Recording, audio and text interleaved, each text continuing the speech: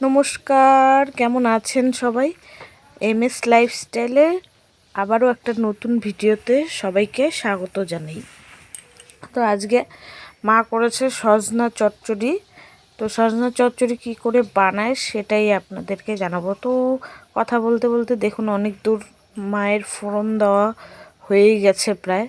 তো মা শুধু একটু কালো জিরে ফোড়ন দিয়ে তেল দিয়ে সজনে ডাঁটা আর সঙ্গে একটু মিষ্টি কুমড়ো, যেটাকে বলে বিলাতিও বলে অনেকেই, সেটিকে আজকে একসঙ্গে মিলেমিশে রান্না করবে। তো সেটা বসিয়ে দেওয়া হয়ে গেছে, মা সোমবার করে বসিয়ে দিয়েছে। অনেকক্ষণ হলো, কথা বলতে বলতে অনেক দূর রান্না তো এগিয়েই গেল। তো এখন একটু মা নাড়াচাড়া করছে।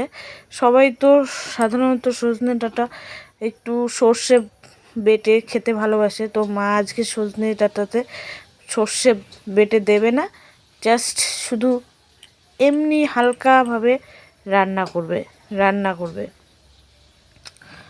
তো এইদিকে সজনে ডাঁটাগুলো বসিয়ে দিয়ে ভাজতে ভাজতে প্রায় হয়েই এসে গেছে। তো মা একটু জল দিয়ে দিল, জল দিয়ে দেওয়ার পর একটু ফোটার জন্য মা রেখে দিল, চাপা আর দেয়নি, কিছু ঢাকা ঢুকো দিয়ে দেয়নি মা, এমনি জাস্ট ফুটছে।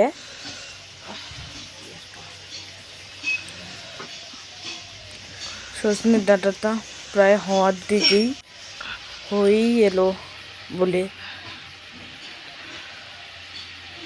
অল্প একটু জল দিয়ে জাস্ট সাধারণভাবে, অনেকেই অনেক রকমভাবে খেতে পছন্দ করে।